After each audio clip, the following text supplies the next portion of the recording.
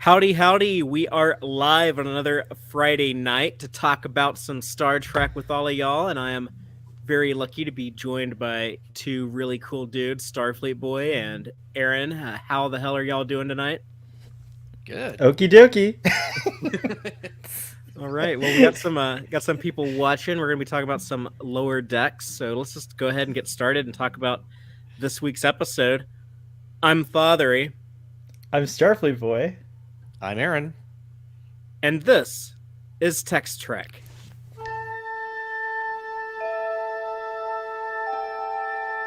Engage.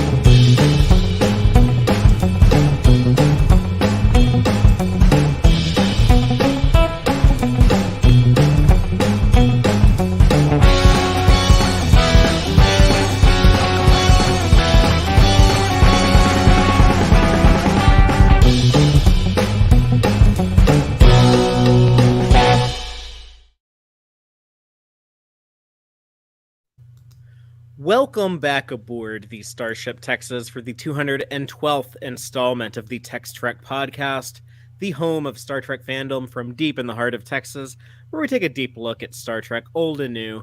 And tonight we are talking about Star Trek Lower Deck Season 3, Episode 8, Crisis Point 2, Paradoxus. Written by Ben Rodgers, a.k.a. the voice of Lieutenant Commander Steve Stevens on Lower Decks. Not a great episode for Stevens. And directed by Michael Mullen. So this is going to be a fun one to talk about, our Crisis Point sequel. It just struck me. I've read and I've typed the word Paradoxus multiple times over the last week. That is the first time I think I've ever said that out loud. I was like, wait a minute, how do you say this? But yeah, no one ever Paradoxus. no one ever says it in the episode, right? So that might be the first time I've heard it spoken. Did they not say it? I can't remember. This is the title. I watched it like 5 times and I can't remember. That's funny. Well, and I don't think my autocorrect actually changes it. That's the weird thing. It's like, normally it would be like, word? What's wrong? And like, I don't think so, but maybe. I don't doubt it. Interesting. Let's do some research. before we get into the weeds on that episode, I do want to do a little bit of housekeeping, and first and foremost, just thank the Tex-Trek Patreon supporters. It really means a lot to us that people are willing to chip in each month. That includes not only you, Starfleet Boy, but also Cake is Eternal, Gay Clevin Lundstrom, Crazy Dutchie, Joanne Robertson, Quarkspar, John Dawes, and our anonymous supporters. Thank you all so much. To celebrate and give you something back, we're going to be doing our monthly Tex-Trek Patreon watch-along tomorrow from day of recording. So if you're checking out the show live on Friday, it's going to be tomorrow on Saturday, October 15th at 3:30 p.m. Central. We're going to be watching the Voyager episode, The Thaw, with the scary clown, because it's Halloween and it's time to watch scary stuff. So that'll be over in the Tex-Trek Discord server, where anyone can come into the Discord server. We're trying to build up that community. So if you would like to go hang out over there and interact with us there, you are more than welcome to join. And if you're unable to help out as a Patreon member, but if you're still wanting to do something for us, you can hit that subscribe button on YouTube and rate the podcast wherever you're listening to it. We're actually trying to get to 1,000 YouTube subscribers before the end of the year. I promise that I will sing Aaron's favorite song of all time, Faith of the Heart, if we can get to 1,000 subs. He might actually hate that I'll stop you from singing it. No, well, if people that are not a fan of that song, like myself, I honestly hate it. But if you're not a fan, you can just like not click play on that whenever that's released. But all the people who want to torture me, we'll be doing that, and we're getting awful close. You. So it's starting to look like it might actually happen. So I'm all the people who want to torture you. It's just all his alt accounts keep subscribing.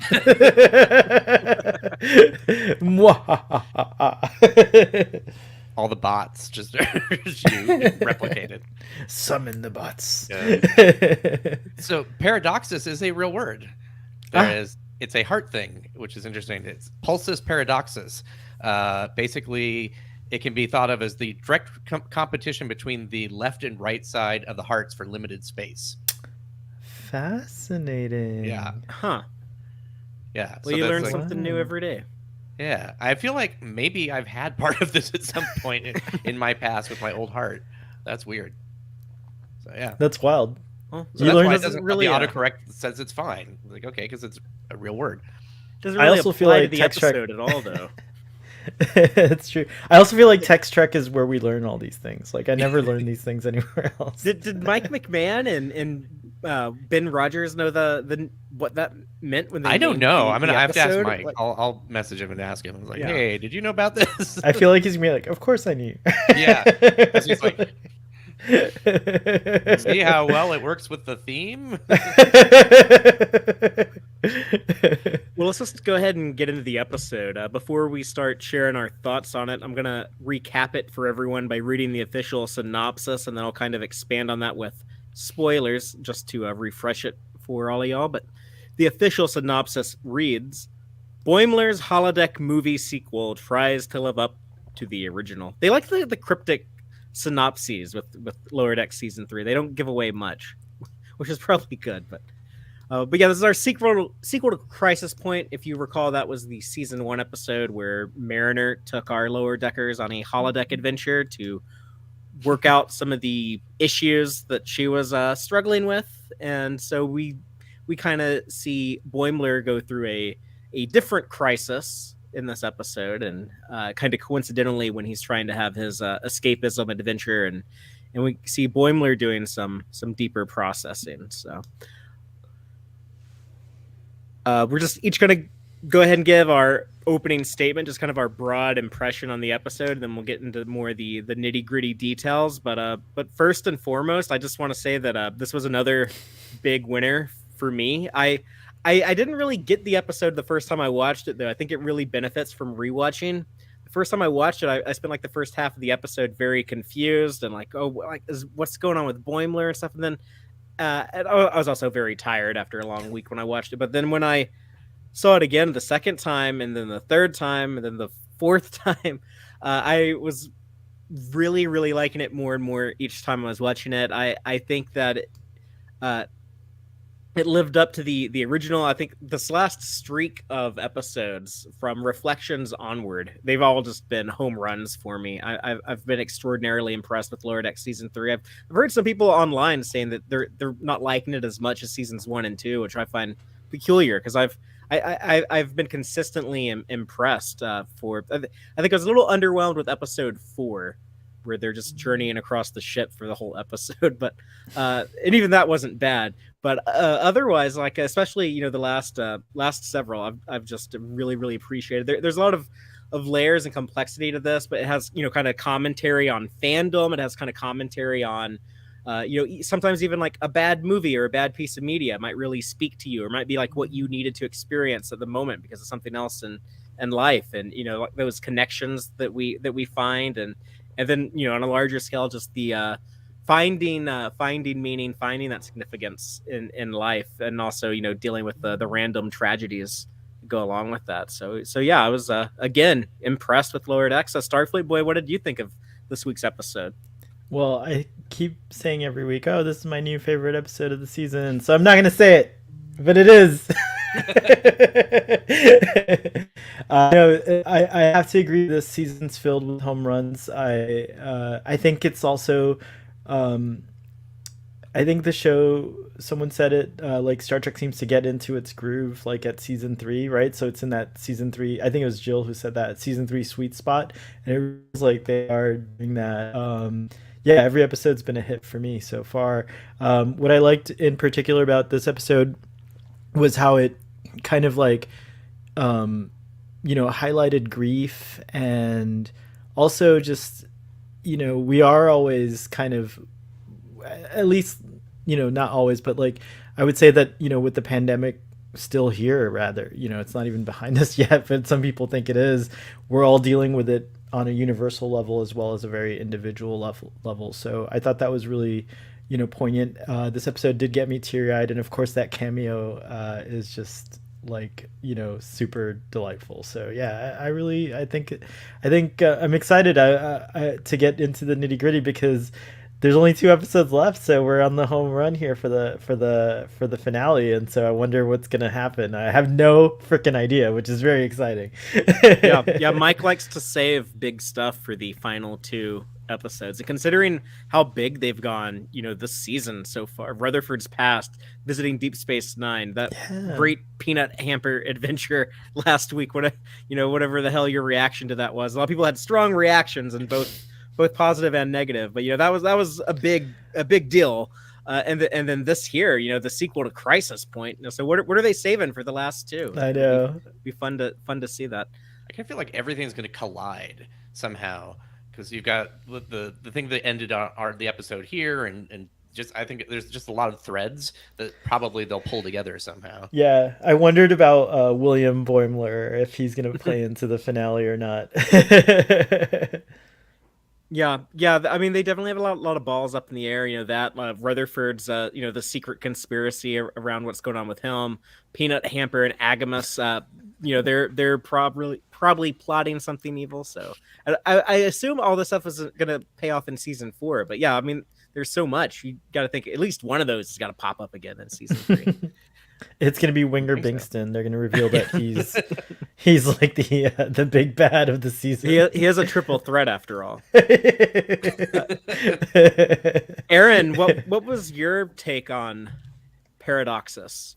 Well, when I heard that there was going to be a Crisis Point 2, that was like, okay, this is just automatically my favorite episode of the season. So like, kind of like with the animated series, it's like yesteryear. Then you can just remove that, and then what is your actual favorite? Because it's like that's just obvious, So yeah, so I was very excited for it. I'm always amazed at how much they can still find to pull out and not make fun of, but like, do an homage to, or just laugh with the audience. But there's still all of that like you think that like, okay, 1 or 2 shows you would have used it all up, but the fact that we still have all of that stuff for the movie, it was great. Just the stepping over the letterbox to get out of the holodeck. Such a good gag. Stuff like that. I love that. And for me, it's like the whole emotional the whole stuff with Boimler. I've recently gone through my own like death, so not my own death, but it was like I'm very good for being dead. No, my business partner and best friend for 31 years recently passed, and so I think for me it was I didn't let myself get too much into that, because I think if I did I would have spiraled. So for me I still feel like the emotional impact of the first one really hit, because you don't expect it from a cartoon. It's just the whole, what happened with Mariner and stuff. You're like, whoa. So I was expecting something out of this. So I think that's where maybe I wasn't quite as surprised. But no, I really loved it. The humor was great. The story was great. They managed to get a time travel movie in like as a B plot. I mean, that's what's crazy. So yeah. Yeah, it is pretty impressive that they were able to find more fun. Let's do our big Star Trek movie again. Again, yeah. That's kind of my I guess concern the first time I was watching it. I was like, this, it does feel kind of familiar. I don't know if they should ever touch this again. Maybe this should be the end of the Vindicta-verse. But then by the time I got to the end of it and then like thought about it a little bit more and watched it a couple more times, I'm like, no, I want to see the Tendi movie. I want to see the Rutherford movie. Yeah, agreed. I want one of these I know we didn't get one in season 2, but going forward, I would love one every season. Bill from Trek Geek says that he wants a spin-off series like Star Trek Chronogami, and it's just them going through time, like fixing things, and like so it's the Starfleet time it's travel. It's called 12 Monkeys. I'm convinced that Mike McMahon was homaging a little bit to 12 Monkeys, but just a little bit. So yeah, it's like that would be fun, just the. Or he keeps talking about doing a real, an actual movie. So like you could bring the Vindicta-verse into a full, on 2-hour big screen thing. It's true. That would be fantastic. Yeah, I know Titmouse has actually done some theatrical releases, or there's like some like Adult Swim stuff they're working on now, cool. Like some some like old Adult Swim shows are getting like Metalocalypse and some other stuff. So so I mean, like, yeah, it's if people go to the box office and watch those things, maybe Paramount will be like, oh yeah, we need to get them to do a movie for us. I saw Tanya Newsom tweet that she wants a live action version of a Lower Decks movie, so that's interesting too. I kind of wanted to stay preview of that, right? Yeah, yeah, we were gonna get a preview. Yeah, it's true. Well, yeah, I'll hold out my opinion until we see that, but I kind of want to. I kind of want to have them always stay animated, but I like the idea of. Well, that's. I mean, in like 8 months, that'll no longer be true. So. Yeah, it's true. And there's not many, like, when you think of cartoon shows like that you could actually go live action. Where like, oh, I can see these people. It's true. Yeah, I mean, you can't like. There's, I'm trying to think of like the Batman. What's his name? Whoever does the voice of the original. Oh, Kevin Conroy. Conroy, yeah. Conway. I think it's Conroy. No. Oh, so yeah. So no, it's Conway. Yeah, it's Conway. Oh, sorry. When he was in the Crisis on another Crisis, the CW, but he played like the old broken Batman because there's no way he could have played, regular Batman. Right. So. Yeah, so I think it'll be interesting to see Strange New Worlds with the crossover. Does the Chronogami get them there? Oh.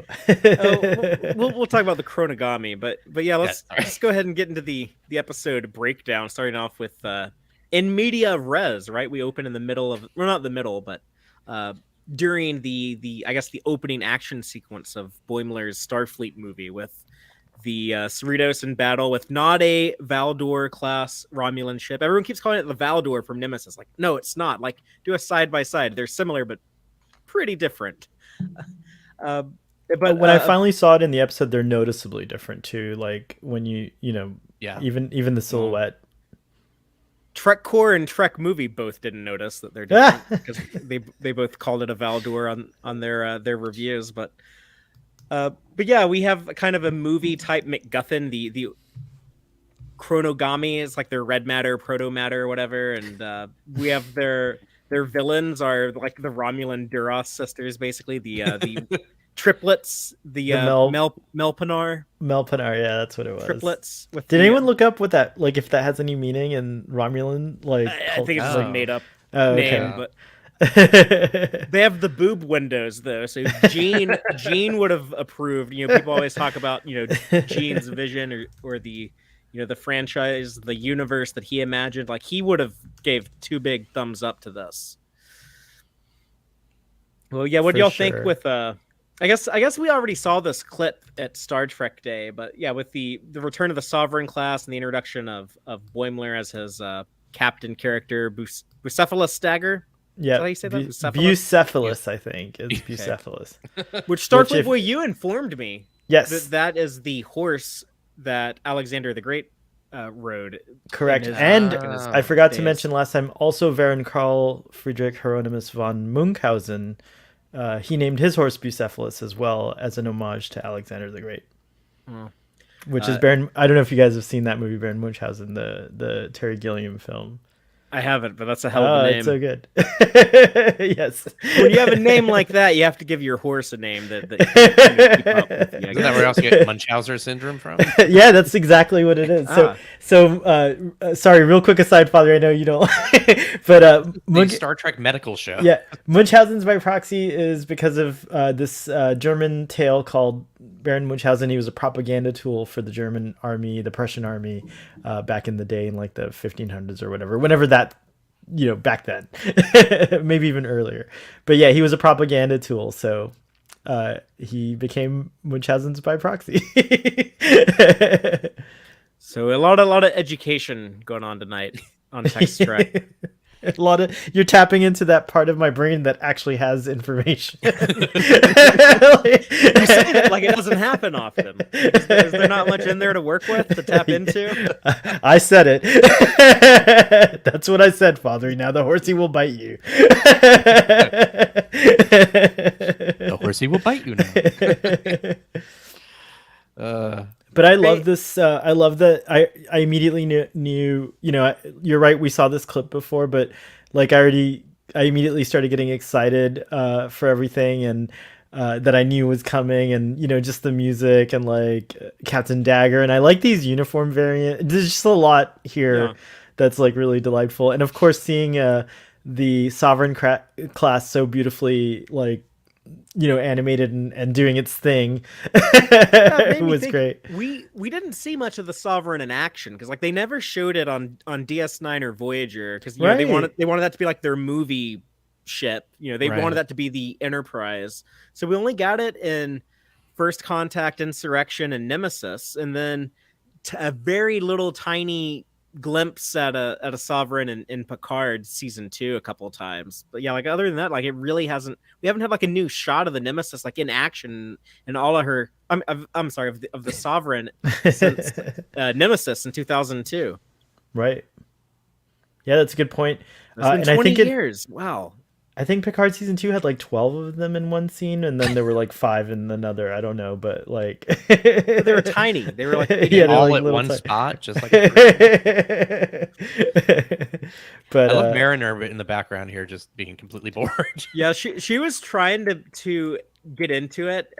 She's trying to be like the good friend, going along with the captain and everything, and when her hollow mom, when the hologram Captain Freeman is just like giving us exposition, explaining the MacGuffin, the chronogami. She's just like, yeah, we get it. Yeah. Japanese are paper folding. I also like when she's like, "You're the captain, I guess." Rebecca Doodle was the name of her character, the first officer. They all have like weird names. Silvo Toussaint is the Cajun engineer. And Tindy is Mina Vesper. No, I'm just gonna play it straight. The Cajun accent is really hard to do. It is hard. Watch the old X-Men cartoons and you will know. What was Tendy's character? She had a cool name. Mina Vesper, the science officer. Mina Vesper, yes. Yeah, her science officer turned acting captain. Yeah. What y'all think when Boimler stepped out? He's like, "Oh, Ransom needs me. I'll be right back. I'll skip y'all to the opening credits." And then like when he comes back, he's a little different, but I didn't notice the first time. I don't know how did that land with y'all? I noticed the difference, but to me it felt like, oh, maybe he just got like bad news, like a review, or he had, something. I didn't think it would be what it was, but I did notice that because like he was like, you do see the sad eyes, and you do hear him be like, oh yeah, it's no longer. He says something about this is no longer important or something, and upon second viewing, there's so much more though. Like there's like a lot more there, and I didn't notice any of that on the first viewing. Yeah, it hit me hard the second time I watched this. I was like, oh shit, that's when he learned. That's when Ransom told him. Yeah, and also when he's watching the tape, I call them tapes, but he comments on something about the fragility of life or meaningless, and then and Mariner's like, oh wow, that's when she referenced Winger Bixton. That's right. It's like, jeez, someone took a Winger Bixton AFT class. Yeah, the first time I saw it, in my head I thought, oh, they're all going to get separated or something like that. Like he's just found out that this is going to be the last time that they all have fun together because I took it too literally that he meant when he was just saying, oh, it's about, what is it? Duty assignments or whatever. Yeah. And then I was just like, oh, okay. So I knew something had happened, but I completely wrote a different story in my head. Yeah. I wasn't really sure. And then, throughout this, even when we actually find out from Ransom later when he's meeting with Mariner, what had gone on. Even at that point, I didn't connect it. Like, oh, that's from like that bad news he got when he stepped out for a second. So it definitely hit me a lot harder on rewatch. But it reminded me of a similar experience I had when, I got the news that my mom was in the hospital. She'd been sick with cancer for a while, but when she finally did pass away, I was actually with Antonia, my partner that I've lived with for several years, but this was when we were just friends. It's weird that she was the person with me, and like when I saw that, I didn't want to like say anything in front of her and like make her upset. Like I didn't like know her that well back then to be like, oh my god, my mom just died and everything. So like I kind of just had to keep it to myself for a little bit and then like go home. And then like later, like I told her like what had happened, but. Definitely like it reminded me of that. It's like and I'm someone who I'm real chatty. I'm real like expressive. I'm an open book. I always like talk about like what I'm feeling, what I have going on in my head. Probably too much more than I should. So like whenever I have to like I rein it in and keep something to myself, it makes me feel like extraordinarily uncomfortable. So on top of like something big like that, but yeah, definitely the second time I watched this, I definitely I guess connected to Boimler more as he's processing that while having to not want to talk about it in front of his friends until he's got it figured out himself. It's also a little odd because it's his duplicate, which he saw for all of 4 seconds. It seems like it's just knowing, I guess, that there's somebody out there that it could be you. It's almost more that than right, it was this or that it would have been him if he hadn't gotten duplicated. Exactly. He still would have been on the Titan. He even says that in the brig scene, like, "Oh, he's an exact copy of me with cooler quarters," and so something to that effect, like. But is he an exact copy is something I guess we'll find out. So. Although that Boimler, William did question the badge, similar to how like Brad would. So. I feel like you're getting set up for like a double agent kind of thing. Something, yeah. Maybe he'll run into Thomas Riker.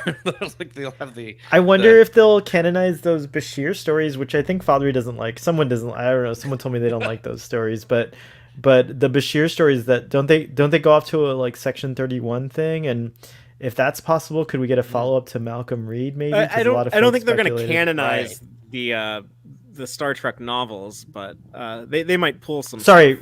Bring stuff into canon, which they've already pulled some stuff from those books. Control, and Discovery that came from one of David Mack's novels. I think it was actually called Control. Like the novel was called Control. Right, exactly. Oh, is that the one that Bashir's in? Are those the ones? Yes, yeah. Yes, okay, cool. Yeah. Great, okay, great. Yeah, so...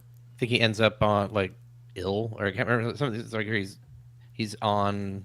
I don't know, I can't remember exactly what, but there was something to do with Garrick and I think Dr.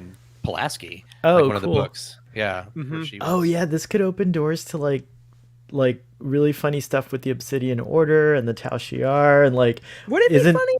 Well, it could be because like around this time Tal Shiar cut-ups. Yeah, but around this time the Zhat Vash are infiltrating too, so I don't know. They have like like possibly. Mike McMahon's talked about that. He says he never wants lower decks to overlap with Picard, and because he doesn't want to deal with the Starfleet that's been like Romulan infiltrated and does the synth ban and all of that stuff. So okay, gotcha. That's probably why we're still in 2381 in season 3 of Lower Decks. It's not the next year, even though I think Memory Alpha was saying that they're in 82 right now. But if you look at the start dates, 81. They're still 81. Yeah. So he doesn't want to get into like 86. I think is the year where Mars burns. Yeah.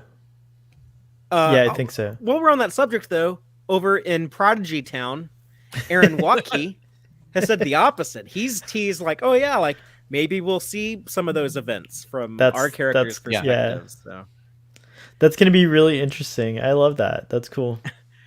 A new Prodigy game just came out today too. Yeah, I'm looking forward to playing that some. I have a very busy weekend, but I don't know when I'm going to get around to it. But I was thinking of Prodigy when watching the opening credit sequence of this episode, because there's a rarity for Star Trek. There's a fart joke with Rutherford making a fart noise when the screen went dark. It's a raspberry, Father. It's a raspberry. You should have done it when the Europa was doing the gas expulsion, because that's what I thought it was like. They did it. This wasn't quite timed right.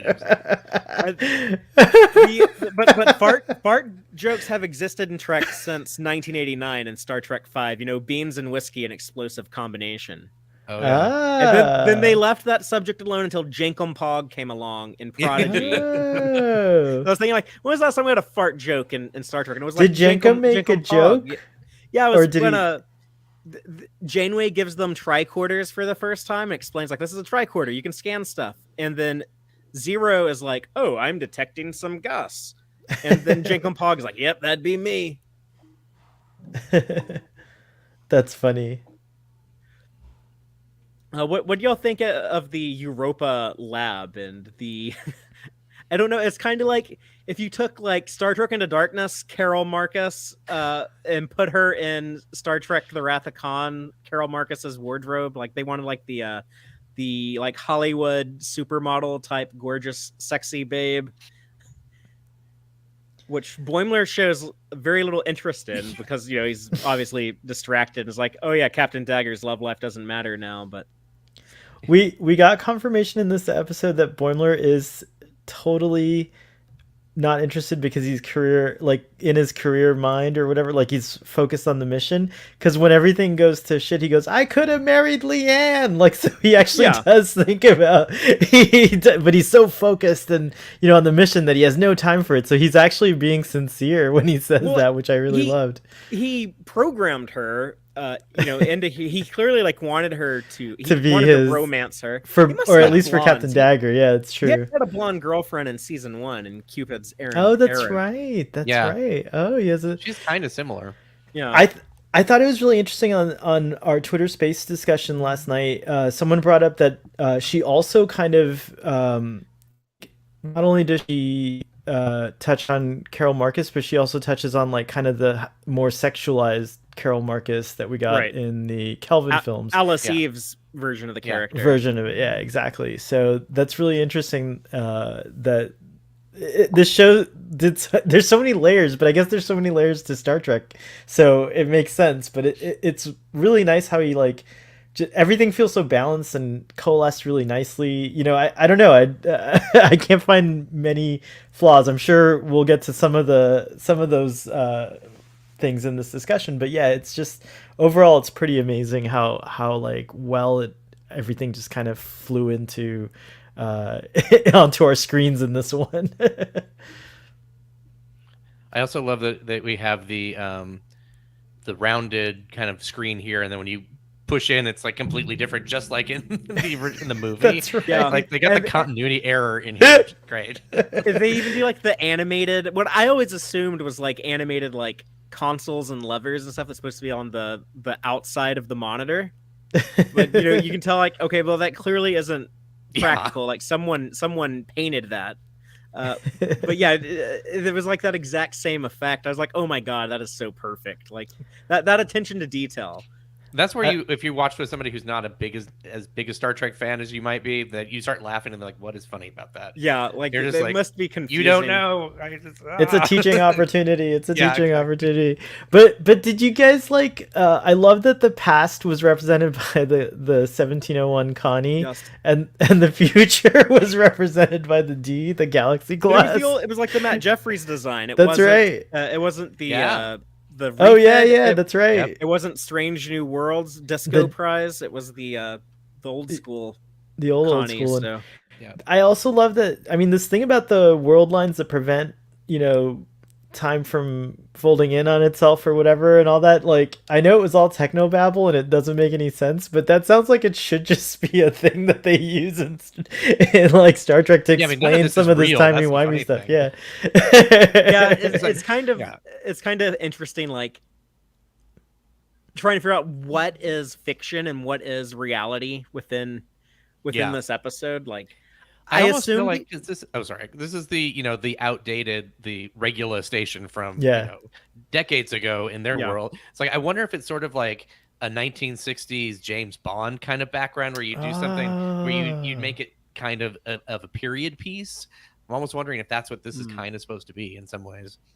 Right. Or like, I don't know, if you're going to like some cool location, like you're going to a bar, it might be cooler if it looked like a 1920s speakeasy than if it looks like it's like your typical like modern day bar or something. Yeah, because we've seen updated interiors for this configuration of station on TNG and probably later DS9 DS9 as well. Starbase 355 or wherever where they get kicked out of the station by the Dominion, wherever they're hanging out with Admiral Ross. It was that same design. Or like the chronogami, like, is there any like actual, like, I say actual, any like real Star Trek science, which I know is not real, but like, is that all just like made up? But yeah, it spoofs, how like something like red matter, for example, is what comes to mind. I thought that was apt, yeah. The Wallerium Deutronium that's powering the chronogasmic matrix. You don't want to use that many made-up words in the same sentence. But I was really glad to see that they used the word chrono instead of temporal or something. Like chrono's a nice alternate option for time travel stuff that I don't hear used often. I used to listen to this like radio program back in the day in the 90s or early 2000s. I think it was Art Bell. Art Bell. Yes, and he talked about the chronovisor. Do you remember that? The chronovisor. The chronovisor.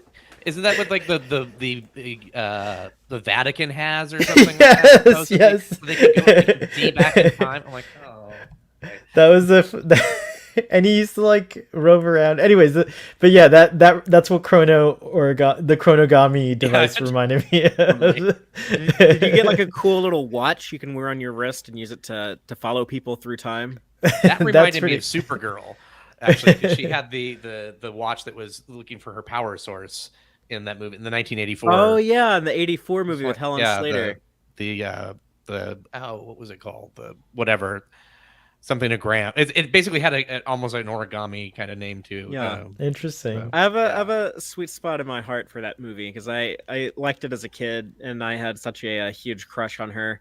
And I actually think they do like the flying effects really good in that movie. And whatever you can say about the rest of the story is like, man, after they did 3 Superman movies, they really knew how to like nail the Omega Hedron. That's what it was. Omega Hedron. That sounds right. I have to say the chronogami effect itself was awesome. I love the way threshold. The threshold. Yes, the threshold. That's awesome.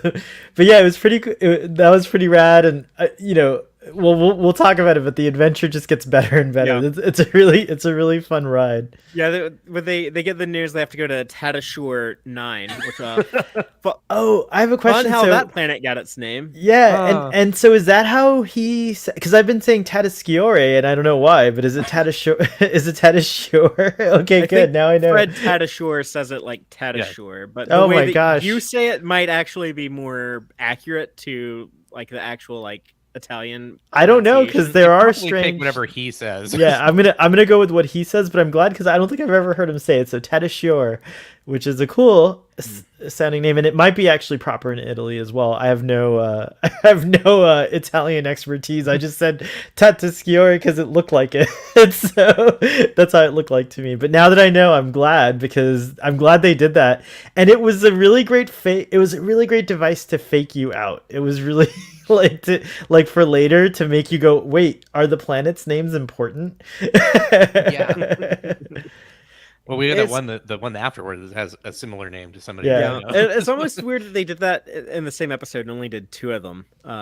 Yeah, you would think they would. I don't know, maybe do more than 2 or save only 1 for this episode. There was another planet, and wasn't there another planet named in this episode? I felt like there was one more, but I can't remember. I just don't. The one that was the Shatari, whatever. No, it was Tadashore, and then there was another one, but maybe darn it, I'll have to. Well, there was Europa. There was the Shatnari is the one we get to at the end, and then there is the Starfleet Aquatic Research Center, but we didn't get the name of the planet. Right. It just said. Oh, maybe okay, but there was another planet on screen, I guess. Earth, because they go to Sydney, but right.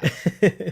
But yeah, it's sad, when Boimler's kind of like going through the motions. He's like, okay, well, this is the part where we go to Tadashore 9, so let's go to Tadashore 9. I don't care about the romantic subplot and all of that. Like, it's sad, it's like he's not enjoying himself, but first time watching, you don't know why. And then when they get to Tadashore, Carol Marcus or whatever, like she's just like, it's like, no, thank you. It's like, there's like, like I don't know what to do. And I love Mariner's response, like, yeah, neither do I know. Lady, me sorry, either, bye. lady. Bye. Bye. And she's just standing there and gets smaller. That was a laugh out loud moment for me. The me either, lady. Bye. Like this is like that awkward departure. Like I don't know what to tell you, but I gotta go. It's just her like improv background or something. Just gives that it's just the perfect punch. It was really. What was also funny is when they meet all the people on the street, all of the like weird religious people. Oh yeah, it's more that season 3 Lower Decks referencing its own history as much as it references other parts of Star Trek. Because they bring back both Manuki and the koala. Yeah. And they now have history, which is great too. You know, they have 2 seasons worth, and now we're gonna have 3 seasons worth. So Well, it's even this cool. episode is a history because it's from the first crisis. Right. Yeah. Right. Well, but I love also, that it's like we're all living in a simulation. Yes. Yeah, we're all holograms living in a simulation. It's like that you're cracked actually me. right. Also, it's really cool. This is, something that I love. The holodeck is kind of an interesting place because if you program it too well, it can lead to some weird shit like Moriarty, like, so I thought it was interesting that like it adapted this whole story because it like tuned into something Boimler was saying, and because he wasn't interested in going on the main adventure, and like I thought that was really cool. And I guess just from like a in-universe how technology works stuff, I love trying to figure that stuff out or speculate about it. Yeah, the adaptive programming is what Boimler calls it, but it's also something when Gene Roddenberry invented the idea for, or at least the holodeck in Star Trek and how he wanted it to work, with the Next Generation, he was planning on using it as something where it would be great for getting into characters' heads and like exploring like what's going on in their psyche. We see a little bit of that, and like we'll always have Paris, where like Picard is like sad about he's gonna meet his ex-girlfriend, so like he has like a recreation of what would have been their date on the holodeck and stuff like that. Like Roddenberry is wanting to do those types of explorations with it. They didn't really get into that too much, but Lower Decks is kind of doing the Roddenberry thing with the holodeck, or at least like what he had at one point planned on doing, right? With the and they're living Point up to their episodes. kind of, I feel like in season 1 before it aired, Mike McMahon said we're going to use the holodeck a lot, like but not how you think or something like that, And I think they're delivering on that promise. I've enjoyed. I mean, these are like fresh holodeck things that they're doing, which is nice. Yeah, I know. Like by the time Voyager was doing Fairhaven, I was just kind of like, "Oh my God, the holodeck breaks again!" Like Jesus Christ, can we just stop doing holodeck stories? And then like with Enterprise, it was like very refreshing. Like the writers and producers were talking about like, we're actually not going to have holodecks. We're not going to have the Prime Directive. And then within season 1, they did both a holodeck story and a Prime Directive story. I was like, you liars. But Lower Decks also Lower Decks uses the holodeck like no other show can because of the animation format. Yes. You could go like on these. This felt big, like as you said. There's so many time periods and places that they go in this adventure. Even in, like, season 2, when Tindy is trying to get everyone's like medical scans done for Dr. Tiana, and she finds, I think was it Chief Lundy was actually surfing on the holodeck, and she like goes in there with like a hang glider to like chase him down and scan him. Yeah, but they would never do that. Would be such an expensive special effect to do in live action. They would never do that for like what's on screen for just a few seconds as a quick gag. So, but with a holodeck, those types of casual for the characters, for us to be kind of like a big change in location or whatever. Like, yeah, of course, like you would see stuff like that used frequently. What I really like in this episode too is that you see that the holodeck isn't 100% perfect magic. You know, it's just like, it's like, oh, this story isn't as great as you would hope that the holodeck would create. Or there's the buffer. It's like, the story is coming, and I'll tell you in a moment. Oh, the back. You want to see my backstory, and then he. Like, that's what triggers too literal. so good. I was like laughing and almost vomiting at the same time. It was great. Thanks, Mike McMahon. There's a science fiction story, and I can't remember what it is, where it's like there's a guy who has tattoos all over, and it tells a story. Illustrated Man. Yes. That's what it reminded me of. That's awesome. That. Yes, I had forgotten about that. Brilliant. Yes. Well, before we get to the Alustor and his backstory and knickknack. Okay, knapsack. Yeah, let's talk about the Tindy and Rutherford story, which I guess would actually be like the A story of the movie that they're in, the B story of the episode, but the time jumping. It did another meta thing. It created an upper decker, lower decker within a situation within the hollow as well. What? I didn't catch that one. We get the grav cycle chase. It was definitely reminding me of Star Trek Nemesis, the dune buggy chase in the desert that Patrick Stewart like really wanted. I heard somebody was like, "Oh, it's the grav cycles from the Kelvin universe." I'm like, they don't really look that way. No. I like that these actually look Where's like they have the back of the nacelle from the E. If you look at Right. the Oh, Oh look yeah, at that. yeah. It's kind of like that idea of like your shuttlecraft nacelles match your Yeah. ship. It's like the same with your grav cycles, Yeah. I guess. Were there grav cycles? Wait, in in the 2009, it was the very beginning when the cop. police came and got Kirk after he stole Oh, the car. 100%. Okay. But they yeah. didn't. They didn't Similar, really but look they like this. They didn't Yeah. look like that. Yeah. I mean, it was like Yeah. it was a flying motorcycle. I mean, like it looks similar, but Yeah. I feel like this looks more like the one we saw that teaser image before the like the ones we're seeing in Discovery. Maybe no, no, those are different too. this is All its right. own thing. Okay. I like them. I liked Tindy's action hero move. I love Boimler being like, "Oh, that sequence probably wouldn't be that fun, anyways." Smash cut to Rutherford. This is so fucking fun. That was great. But That's they follow the Romulans through the threshold, and we We're see we actually. Starfleet. That was a little cheesy. It was, but like it was. Yeah, they're it being fits. they're acting in a movie. You know, they're play acting in a movie. Well, So did you notice that they like this is a Starfleet movie, but they're using that instead of Star Trek. Star Trek, yeah. Yeah, it's like it was a great substitute. I'm like, okay, it's a Star Trek movie. yeah, the way that they talk about it is like the way we would talk about a Star Trek movie. Yeah. Lower Decks takes us to the Lost era, kind of. People always talk about they want something in that Lost era between Star Trek 6 and Encounter at Farpoint. There's like a 70-year gap where we don't see much of anything. But here we visit 2341, So the great Sulian algae crisis. So I'm wondering, like, did this algae crisis really happen, or is it made up Yes. for the movie? No, it happened. It had to have happened. Boimler would not have made it. And also the way that I feel like well, I'm saying it had to have happened. It could that's the beauty of putting it on a Tandy holodeck. seemed to know all thing. about it. She Yeah, was like, exactly. and the Freeman, the Captain Freeman explanation, like you all remember from your history book or something like that. You know, it's like every like kid is taught in history. Yeah. I feel like you learn about this in elementary school. Like it's one of those cute adventures of the founding of the Federation, like important moments in Federation history. The algae crisis. Yes. I'm waiting for the Dayton Ward book about the algae crisis. I'm so excited. I want it.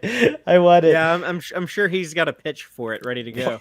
Plus, how adorable is that gigantic, Ambassador Koro, Yeah, like the giant octopus ambassador. But it was like there's a sentient algae that this ambassador. It's a first squid contact. Yeah, it's like communicate with, and I mean, it is a very Star Trek type story. It is, but I love seeing Monster the Maroons. It's like, oh, what? Yeah, Like, exactly. period appropriate Starfleet uniforms in modern Star Trek? That doesn't happen. But it Professor X's helmet. Oh yeah, they hook oh, up. gosh. They hook up Ambassador Koro to Cerebro. Oh my gosh, how cool would it be if like we get another one of his species voiced by Sir Patrick Stewart and they wear those helmets or something like that? Oh my gosh. You know, I think Patrick Stewart is likely to show up on Lower Decks. I at think some so point. too. Yeah. He loves animation. Like he did like a bunch of like Family Guy and Yes. American Dad, Video and a lot of games those too, shows. right? Yeah. Yeah, and he like someone told me at one point he's like he watched Beavis and Butthead back in the 90s. I thought that was fun. Like he likes cartoons. And he's funny. I don't know if you've. I keep talking about Blunt Talk, but it's hilarious. That show needs to be streaming, or it needs a Blu-ray release. I went ahead and bought it because I couldn't. I went ahead and bought it. I don't know if it's on Blu-ray, but it's definitely on streaming.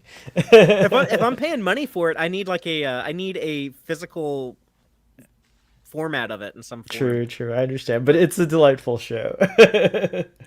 What do y'all think of like the Tindy and Rutherford stuff where he's like not taking things seriously? He's clowning around. He's like going to get snacks and stuff, but she's more like in character the whole time. It's kind of like if you're playing a role playing game like an RPG or something, and you're trying to be serious, and someone else is like cracking jokes, or if you're watching a movie or something, like someone just like keeps talking, making fun of everything. What do y'all think about it?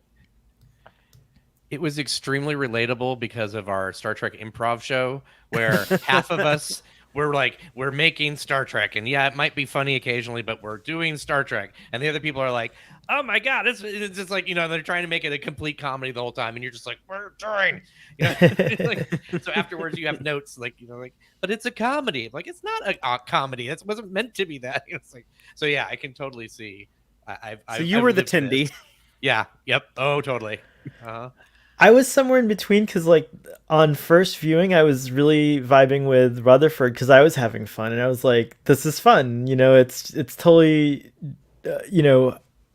huge and big and just unbelievable, and like, so I would probably have been like him, but like upon further watchings, I was like, and especially when you find out why Tendy's kind of like, taking it so seriously.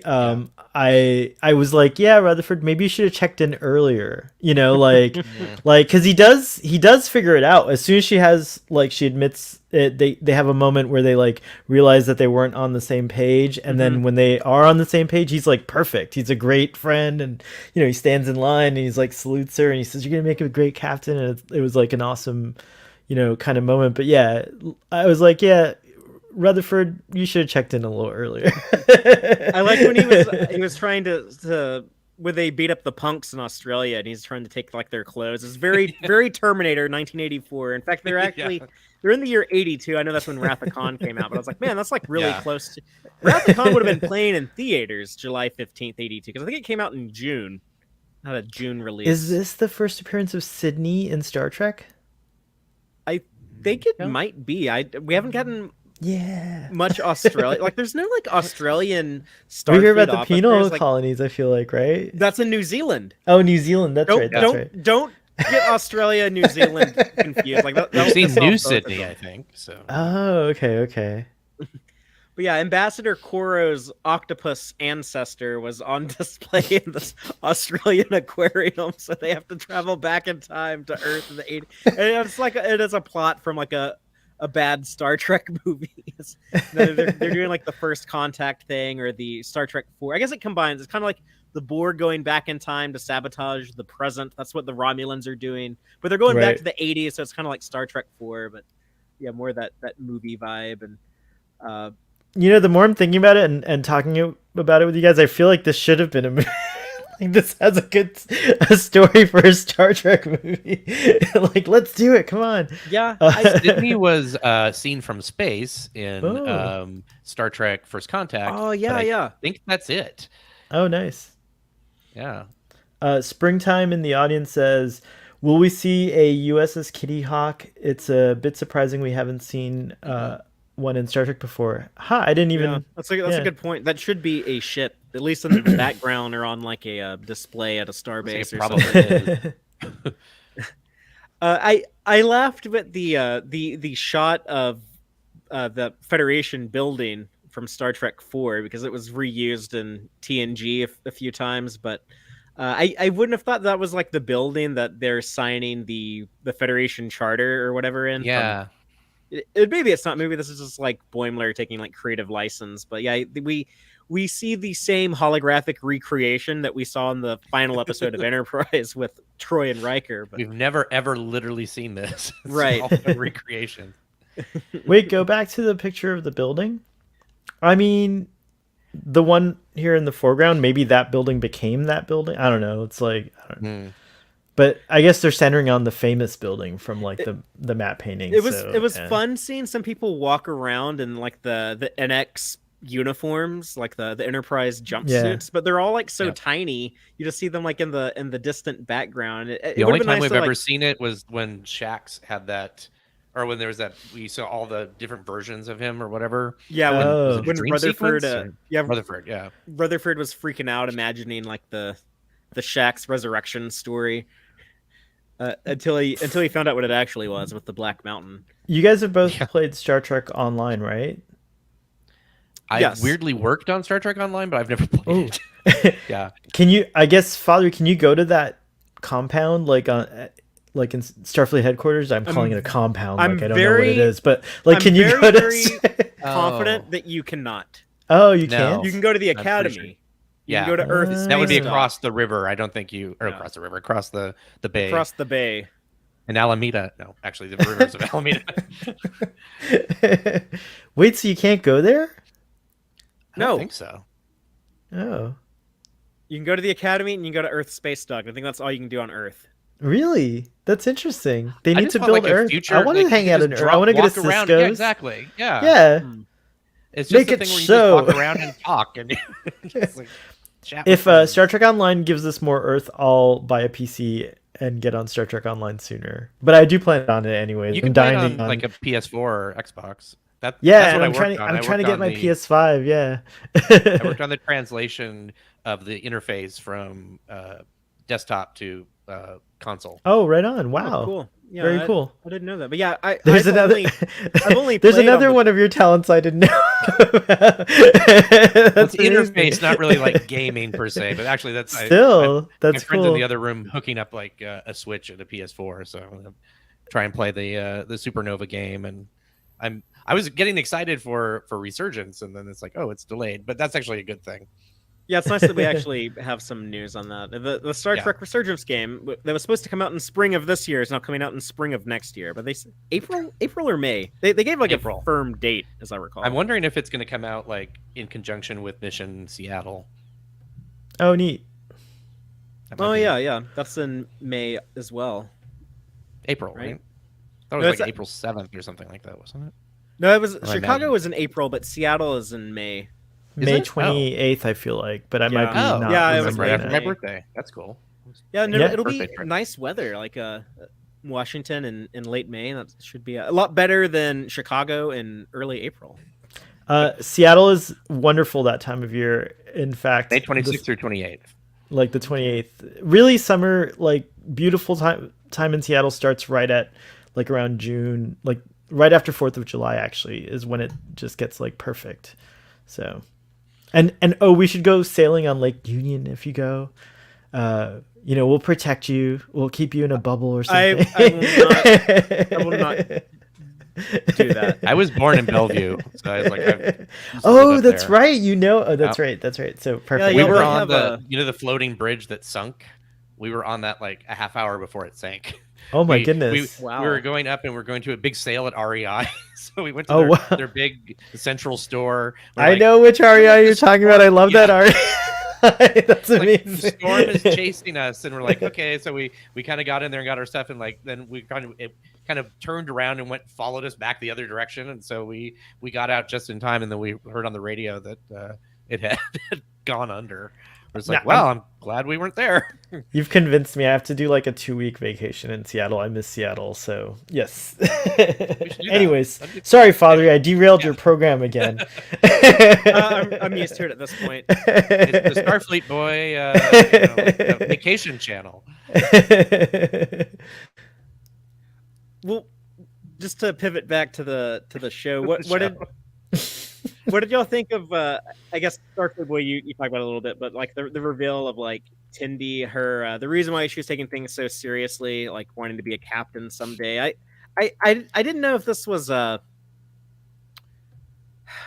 choice I particularly liked, because I felt like we were still getting to see her on like the course to become a science officer, and I kind of wanted to explore that a little bit more before it's like, oh, actually I want to be a captain though. I have always, in my headcanon, wondered if you can't be in a division other than command, but also have a command division like certification, so that maybe you could still be a scientist, like leading a science vessel, for example, which we know are out there. You can, Janeway, right? basically. Yeah. Janeway And so- did that. We saw that in Aaron's favorite short trek, The Trouble with Edward. We saw Scotty be a captain of engineering. Oh, there you go. Well, so like, but also, I guess we see Dr. Crusher is commanding a ship, right? The Pasteur. So yeah, another good example. Tendi could stay in medical and maybe command a medical, vessel or something like that. Even in the animated series, they had the USS Ares that had like the captain was a science person. So Did he wear the blue? No, he wore gold, but the emblem had the science on it. Oh, So it was rad. interesting. Okay. Yeah. So I don't know if they just did that because they didn't know better or they didn't have any more information than that. But yeah. It'd be cool to see well, I don't know. It might be cool to see a blue commander, a captain, a blue shirt, a blue Yeah. shirt, command of yeah. a ship. Yeah. I just hope that at some point they say they have Tindy say like I still want to be a science officer. That's still Right. like that's the route. Basically, I'm gonna take like the Spock route or the Janeway route to Right. Captain Hood, Captain C. She strikes me as somebody who could do both because she's so like focused and Sure, And that's yeah. like cool how her embracing that, what she thought of as like, I guess she was embarrassed of her Orion side, but she does have those skills of like captaining and like pirating and captaining. doing badass pirate shit. Yeah, it's true. I So love. So definitely want to see more of that. That's another thing that they're setting up for the future. I think that we're going to see Tindy's Orion family at some point. That would be neat if Tendi shows up in live action. Like if we get, I mean, it won't, maybe not on Picard, Noel but like Wells in painted green as the captain of a ship. Yes, And whatever that would be this amazing. 25th century show starring Rappy and Seven. They run into Captain Nirvana Tindy. That would be amazing. I would love to see that. that'd be great. In our live audience, Jill 47 is saying R.I.P. Tiana, and like I thought that was like a good movie death, like the slow, dramatic disintegration, and like the Tindy being like, "You'll be okay," and then Tiana being like, "Don't bullshit a bullshitter." Like, what good like final words for the like this character. Yeah. It's like stuff like that. Like if this would have happened in like the second or third episode of the show, like I don't think we would have felt much. But now that like we've gotten to know Dr. Tiana over the years, you're like, oh yeah, that. I mean, it is kind of corny and melodramatic, but that is like a good death for her character. Yeah. And then nice. Rutherford undercutting it, like, ooh man, you smell that? Smells like fried Romulan up in here.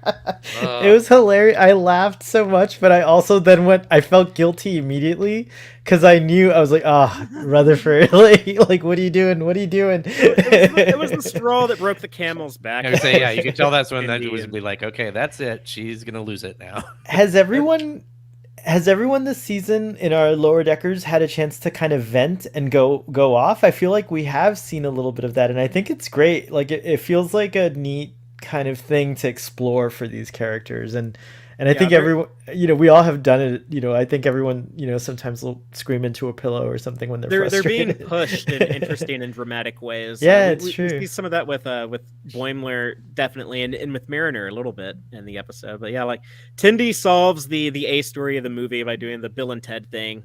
We have time travel. We'll just go back in time and set everything up and swap out the bomb for the chronogami and blow up the Romulan triplets like the Duras sisters in Star Trek Generations. Which, that's another one. Like Star Trek Generations, they had Kirk and Picard go back in time and like replay part of the movie again. That's right. It was like the same thing here. Oh, That's yeah. right. This has a very like Star Trek 4, 5, and Generations sort of glued together. Yeah, it's an amalgam of the movies. Yeah. I don't know. Y'all have any other thoughts on the Tindy and Rutherford movie stuff before we talk about Mariner and Boims and Kitia? I like the programmed versions of the bridge crew a lot in this. Like I thought they were all very funny. Like what was it that Shaq says when he's like in an earlier scene where he's like at the he says something about like dang, I can't remember, but I guess we're getting to that scene. We haven't gotten to it yet. Never mind.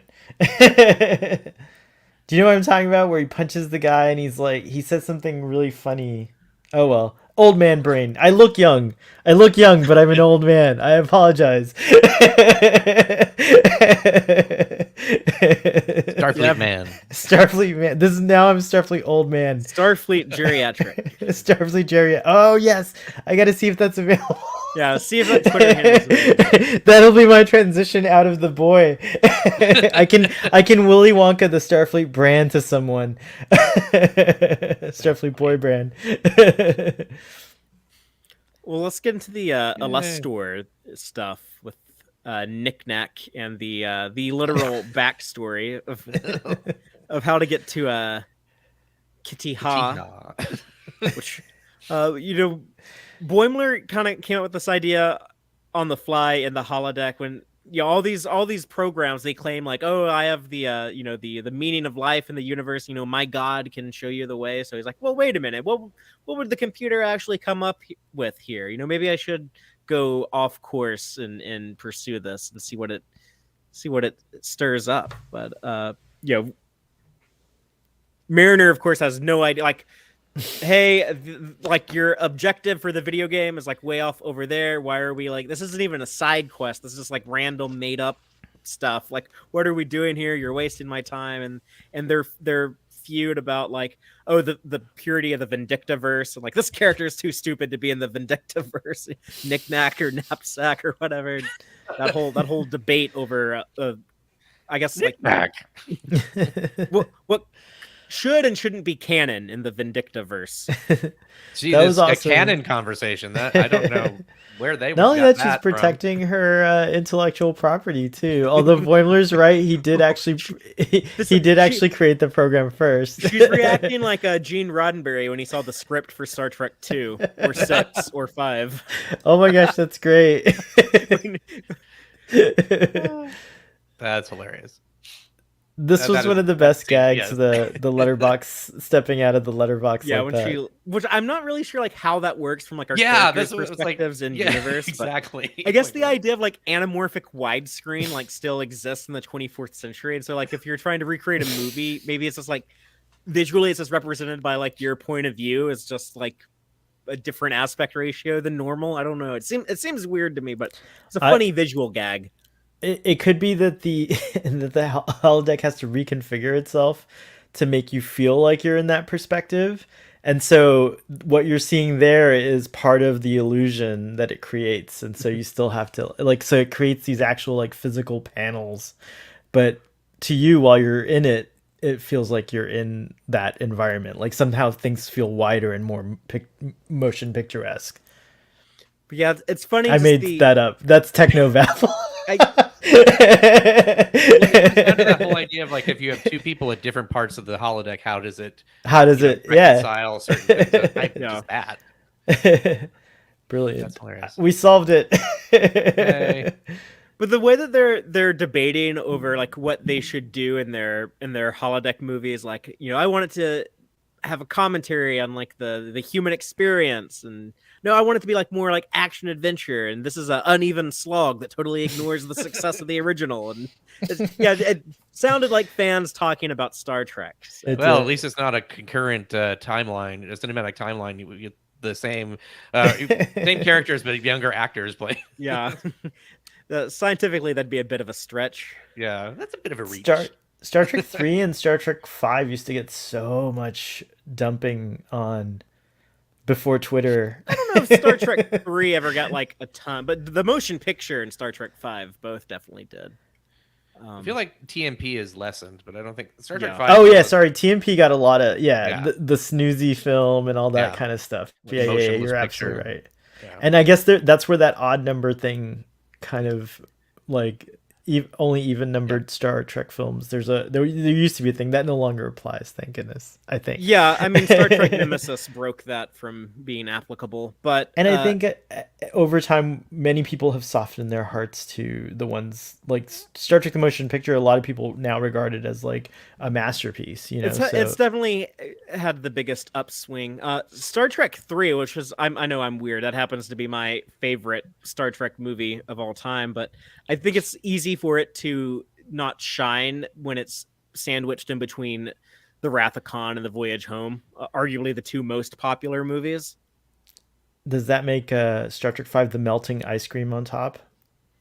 I think Star Trek 5 is like there's like some nice things about it, but like it's definitely ruined. It's definitely been like overcooked or something. So it's like that was like the one topping or whatever, like it didn't turn out quite right, but it had potential.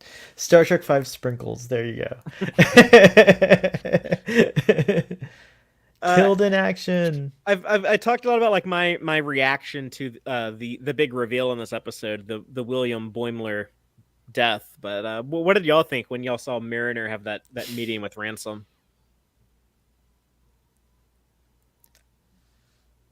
I guess the first time around, I was waiting for you. I guess the first time around, I was like, whoa, like I was like really surprised, and I was like, I guess I had Mariner's reaction pretty much. The silly show got serious all of a sudden. Yeah, exactly. And then watching it again, it was just kind of cool to. It still had an impact, different, of course, but it was kind of cool to watch Boimler and for the show to deliver that. Like now you're back scrutinizing like how's he behaving, and so now and it made me feel more for Boimler. I got choked up and it kind of solidified we all relate to certain characters, and what I love about Lower Decks is that I can parts of me wants to relate to all of them. Like I want to be like Tendi, and I want to be like Rutherford and Mariner and Boimler. But in this episode, the way that he handles the situation, the kind of way that, it all goes about, like his meltdown at the end, like that really felt like something that was very familiar to me. Just from like my friends who are like you guys, like I've seen that, and myself. So Boimler, I was really feeling Boimler. And so this made me really kind of like, this episode endeared me to him a lot more in ways that I hadn't before. And so this moment was crazy, but then the episode does something awesome. And then you find out, all of that grief, at least for the audience, was for nothing because he's not dead.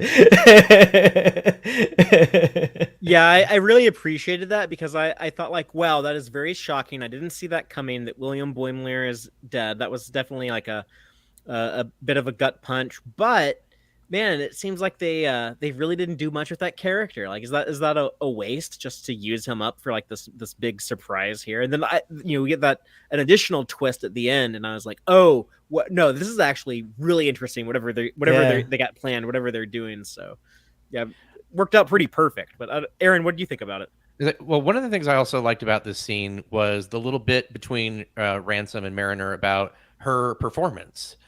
And how it's like, oh, you're doing really well. And she's like, thanks. It was like a really heartfelt, actual, not snarky Mariner thing. Yeah. So that was kind of nice that we got a little bit of a lead in before everything happened. But you're like, oh, okay. She's actually doing better. I mean, we get a lot of information in this episode, and that's interesting that we got that as well. That's cool. Yeah, you're absolutely right.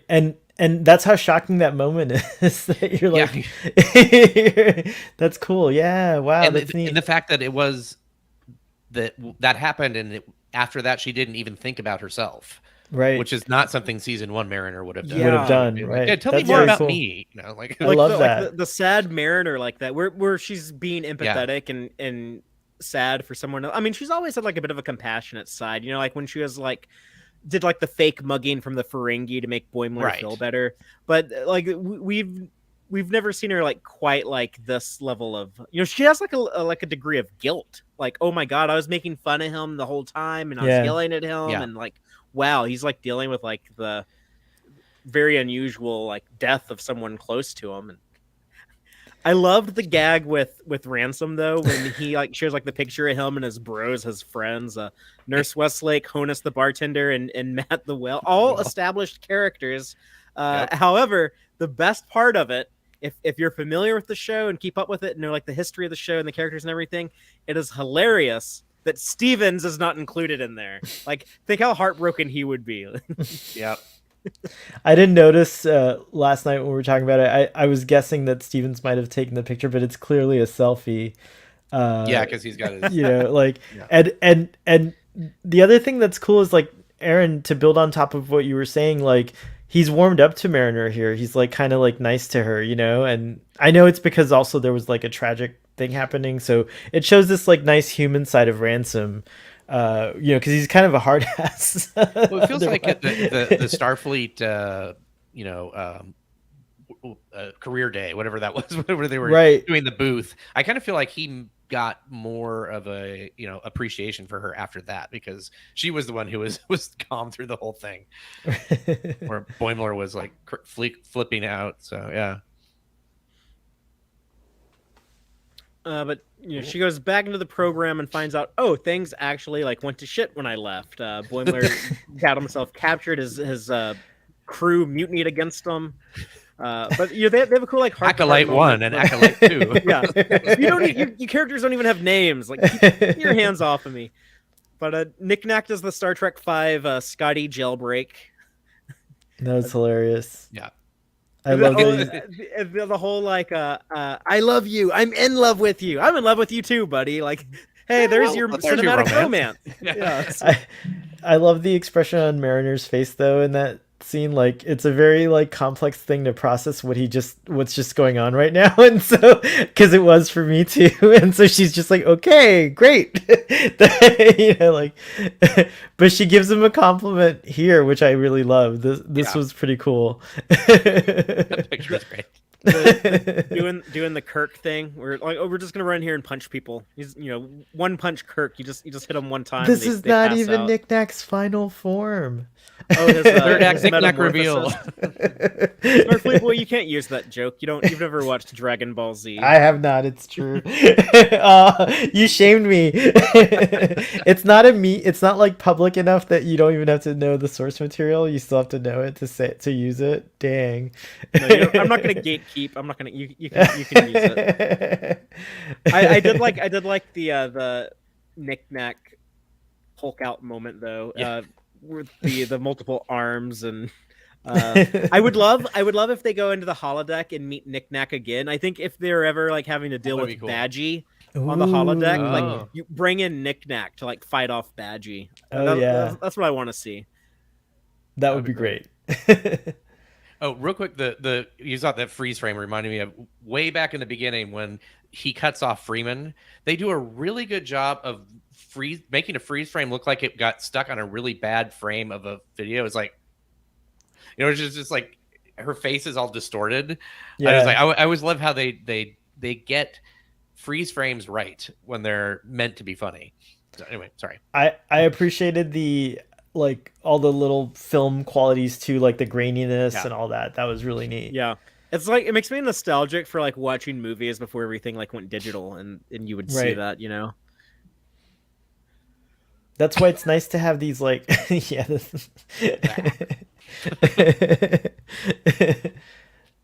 We're laughing at the saggy skin that and his undergarments are those like they leave nothing. That was very ridiculous. They're like pushing this into like but he's a monk. That's like what a monk type person would wear. It's like it's correct. The reveal of the map and how you have to fold the skin in like the back page in Mad Magazine. Also this is like I know some people like it's so gross, but it's funny. It's like that kind of humor where you're wincing but you're laughing at the same time. Yeah, I was like the gross out humor. Yeah. I think Aaron Walke said it the somewhere between bathos and pathos. Like, it's like kind of a happy place that like Lower Decks plays a lot with. It's great. Yeah. That is what he said. I've never heard that phrase before. I'm like, oh, I had to look it up. He's so smart, Aaron. All these people, all these writers, all you people. Star Trek prodigy writer Aaron Walke, who, if you don't know, Starfleet Boy does these Twitter Spaces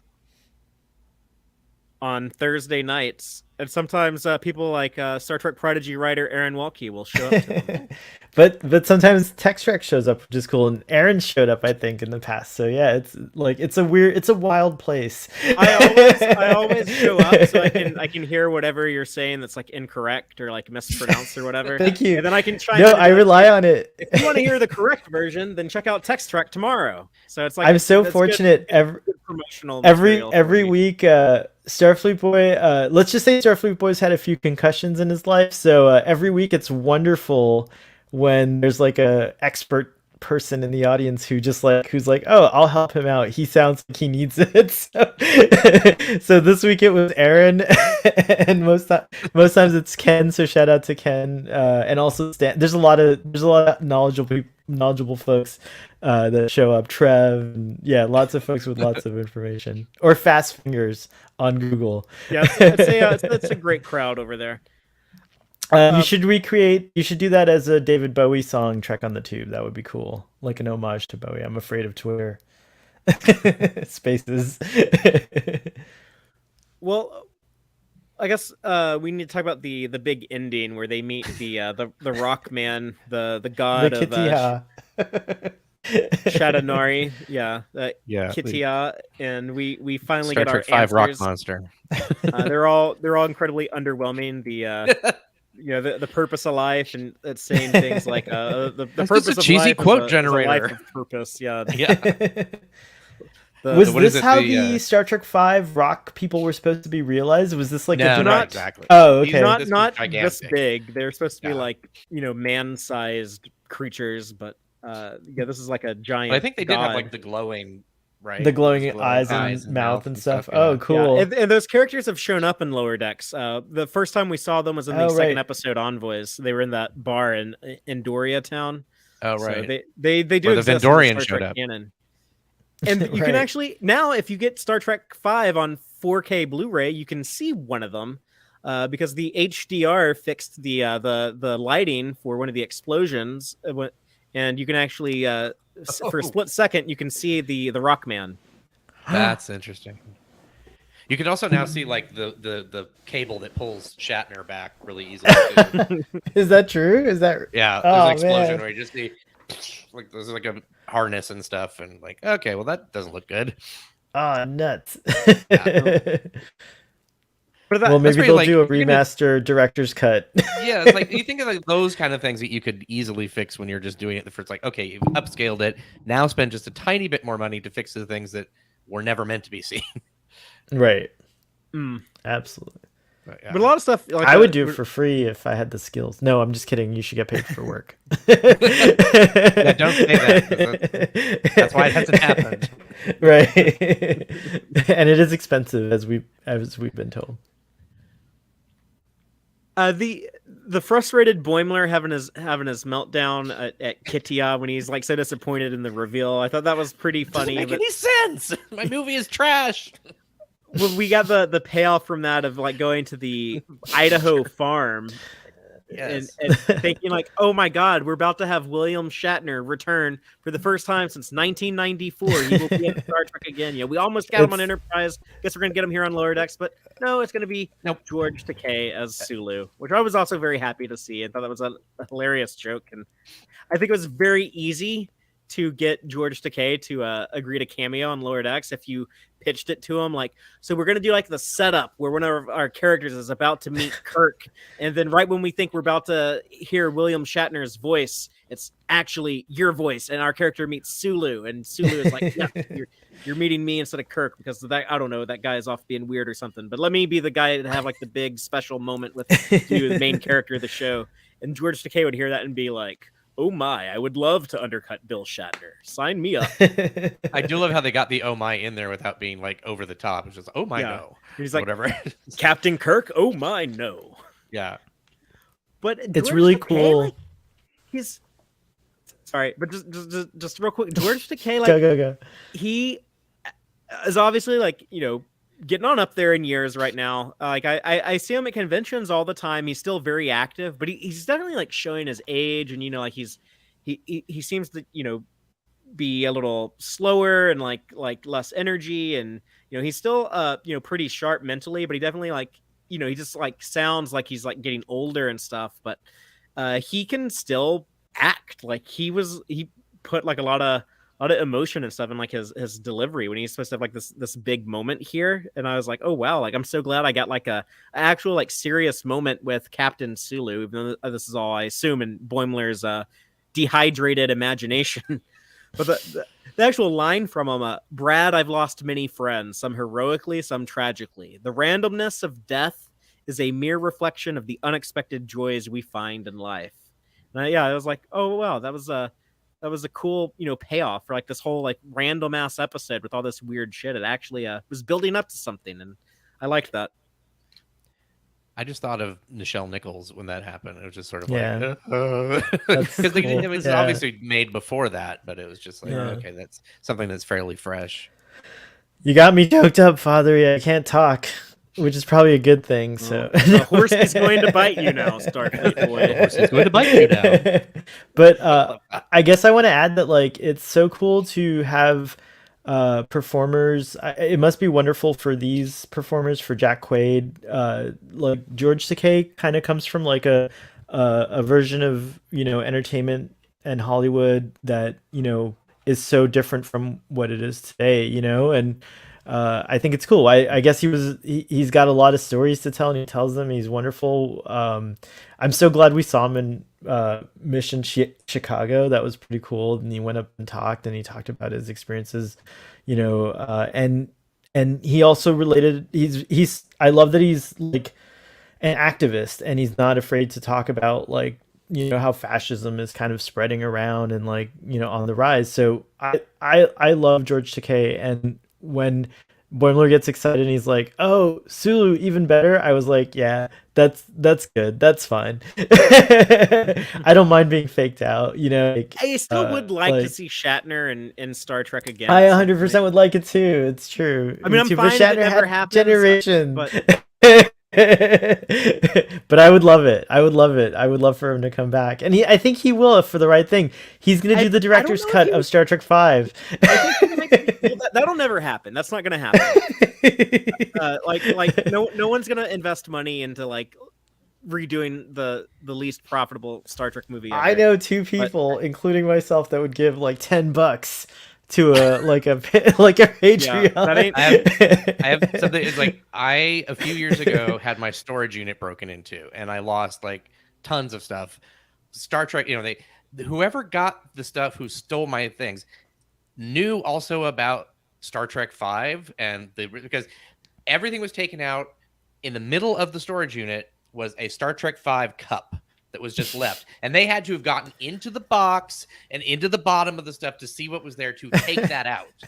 So even like thieves do not like Star Trek 5. Yeah, they're like, no, I'm not gonna take this. I hate that happened to you, but I mean, that's such like an funny insult. Thing about this. Yeah, that's just like such a dick move. Like, not only am I going to rob from you, but in addition, like I'm gonna insult you by leaving the Star Trek 5 thing behind. Yeah. Nah. I could have had my Mego characters. That would have been better. That was the universe. That was the universe telling you, give Star Trek 5 another chance. I know exactly what cup. I think I know exactly what cup that is. By the way, I might have it as well. A plastic red cup.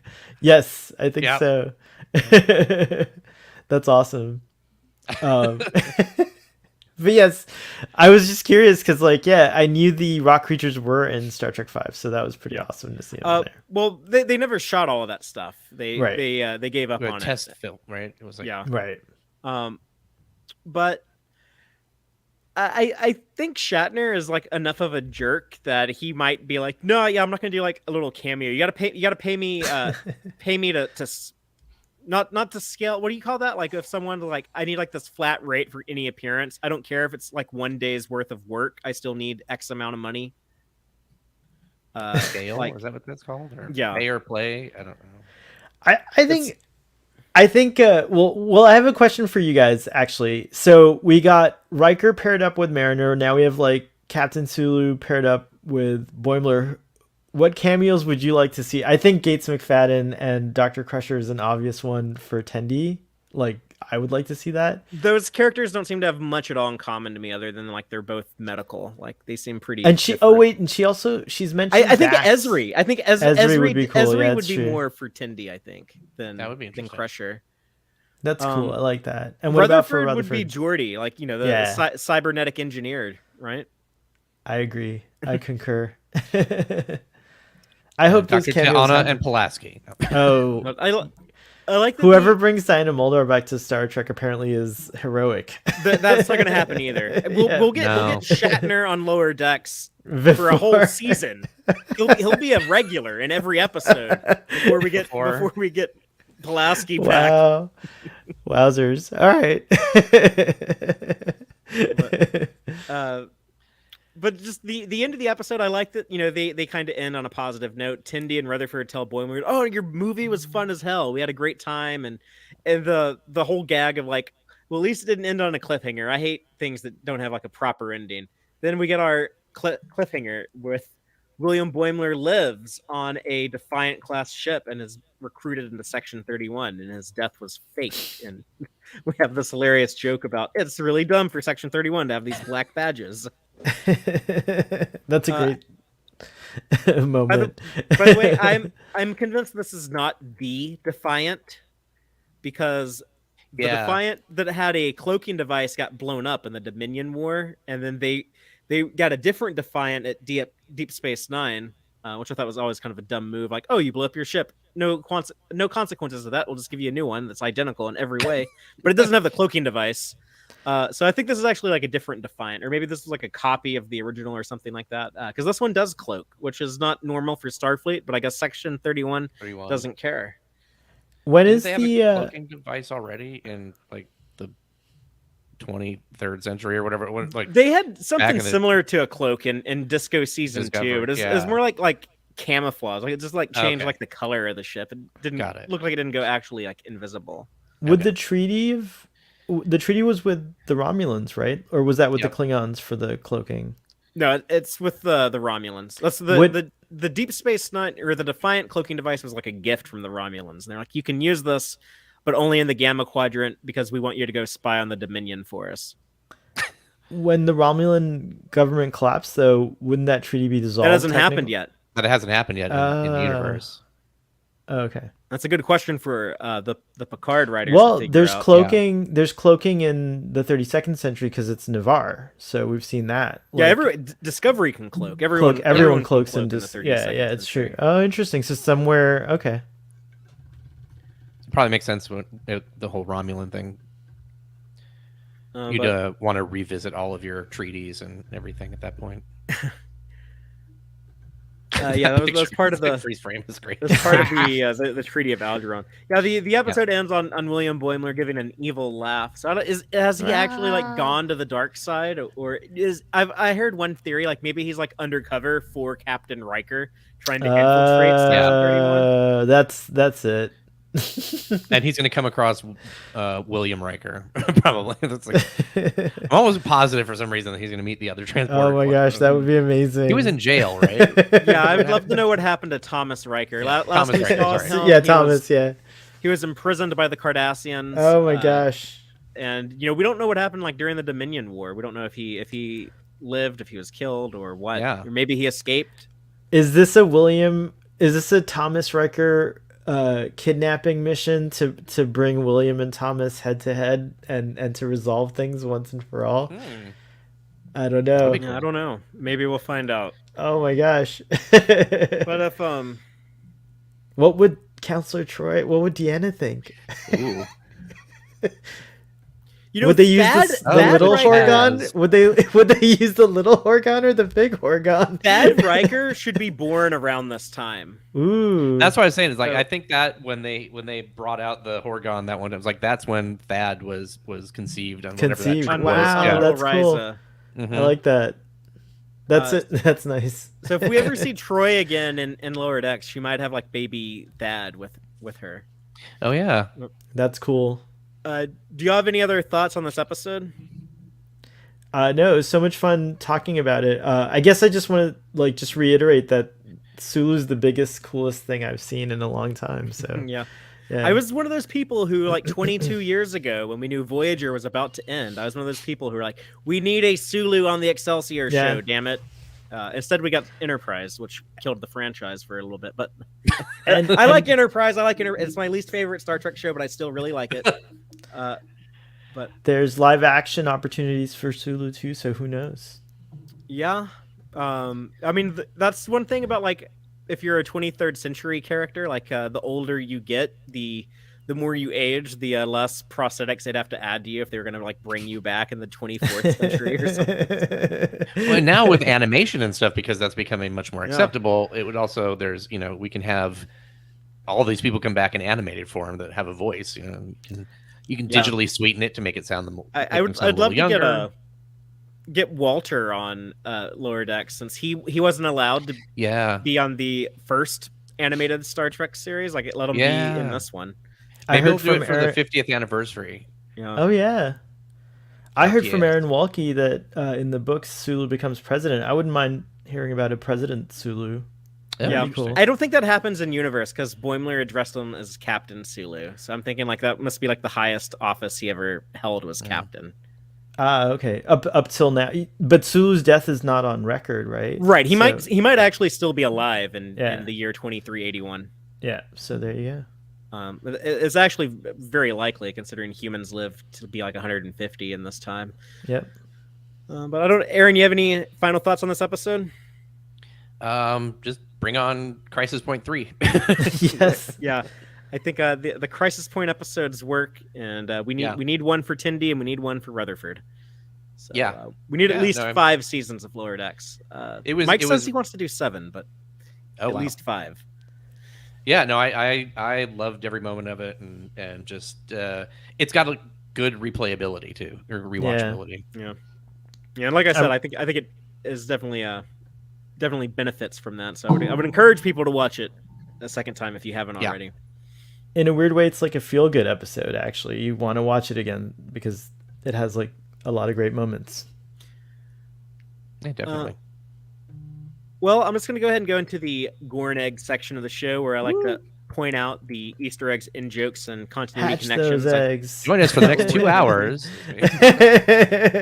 I'm gonna go fast. I'm just gonna cover I'm gonna just sit back here. By the way, thanks to Trek on the Tube for keeping it real in the audience. I don't know what he's saying, but he's saying a lot. He's stirring up shit. That's what he does. He does. It's true. We love our friend Trek on the Tube. But so this episode opens with the attack from the Melpanor sisters. I pointed out they were obviously meant to be an analog of the Duras sisters, and the Romulan ship very similar, but clearly not a Valdor class. Also the Sovereign class, returning from Star Trek, originally from Star Trek First Contact. Mariner had a couple funny lines there at the opening. The "Don't tell me we'll have to go back in time and assassinate Kennedy." That was a reference to a pitch Roddenberry had for a Star Trek movie where Spock would have been the Kennedy assassin. They basically have to go back in time and make sure like the assassination happens in order to stop Klingons from breaking time. Yeah. That was supposed to be Star Trek 2, but it was titled Star Trek 3. Yeah, because Roddenberry thought Star Trek, the original series, was Star Trek 1. Yeah. And the motion picture was 2. This was probably around the time where his substance abuse and mini strokes might have been kicking in, so that might explain some of his creative choices. Love you, Gene, but a flawed and complicated man. Did you plan that sound effect? That was phenomenal. I didn't hear it. Okay, never mind. Was that on my side? There was maybe like a guitar or a piano. Oh, I hit my watch on my this. I was like, oh my gosh, it was like perfect timing. It made like a bong sound. I don't know. It was like really interesting.